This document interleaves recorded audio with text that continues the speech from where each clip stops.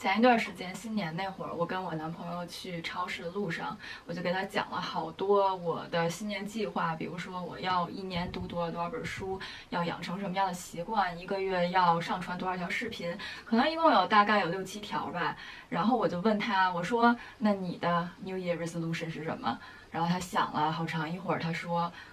那就是连续做60个俯卧撑吧。我说还有呢？他说没有了呀。我说这算什么新年愿望呀？他说能把这个达到就不错了呀。今年是我30岁之后的第一年，我突然觉得自己过得有点累。我总是忙着想着怎样进步，怎样学到更多的东西，怎样才能升职或者去开展别的副业，去挣更多的钱。可能大家通过我以前的视频也能感受得到。可是仔细想想，到底是为了什么？我的工资呢，虽然肯定比不上富人阶级，但至少我有一个合适的住所，可以吃到健康的食物，然后每一个月呢，除了这些基本花销之外，我还可以存到一些钱，也不至于月光。我额外追求那些东西，给我自己带来了很多的压力，也给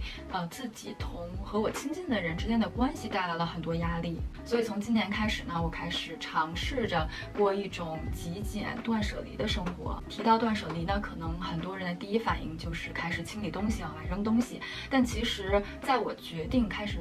过这种生活方式之后，一直到现在，我还没有因为断舍离这个目的来开始扔什么东西。这个是我之后要考虑的事情。在我看来呢，让生活变得简单，第一件事其实不是去扔东西，而是首先不要不经思考的买东西。这也是今年我想过一个 low buy year 的初衷。第二件事比扔东西更重要的事呢，其实是自己心态的转变。所以呢，这个也是我今天想通过这个视频想表达出的一种观念，就是先对自己的思维进行断舍离。我仔细分析了一下我的压力的来源，我相信很多有压力或者说有焦虑感的人都是差不多的。其实焦虑或者压力的来源就是想要的太多，但是自己的能力达不到。比如我自己就是什么都想学，什么都想掌握，什么都想做，但是呢就没有那么多的时间和精力，或者说我自己的能力有限，我没有办法在同样的时间内去同时干这些事情。第二个压力的来源就是羡慕别人，永无止境的比较。为什么别人的工资高？为什么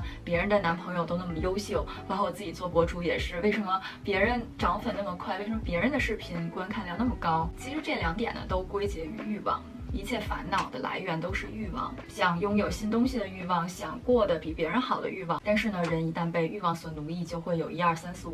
什么都想要，永远没有尽头。这是我最近看的一本书里边的一句话。所以呢，在进行了思维断舍离之后，我心态的最大一个改变就是，我终于接受了自己就是一个普通人，我接受了我就是我自己，不再和自己较劲。其实呢，在这个信息时代，我们可能经常会非常被动的接受一些我们本来不想接受的信息，比如说小红书上就有很多晒工资条的，或者晒老公的工资条的，就是真的不怕你们笑话。我之前卸载了小红书一段时间，就是因为我自己看到了那些特别高的工资之后，我开始自己有压力，开始拿自己和别人比较，为什么别人的工资那么高，为什么我自己达不到？但是现在呢，其实我还是时不时能刷到那些信息，但是呢，其实我现在刷小红书包括其他社交媒体的时间非常有限，每一天我就给自己规定我就看10分钟，所以呢刷到的频率不是特别大，但是偶尔呢还是会看到这种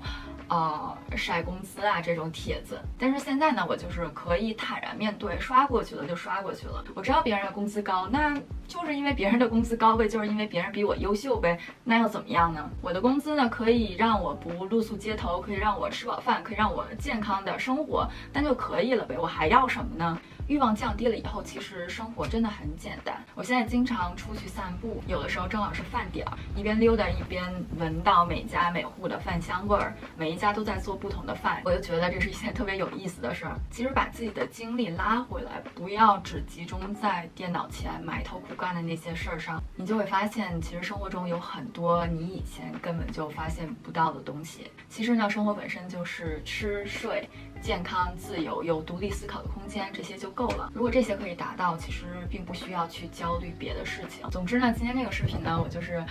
也是很久没有发视频了嘛，然后最近其实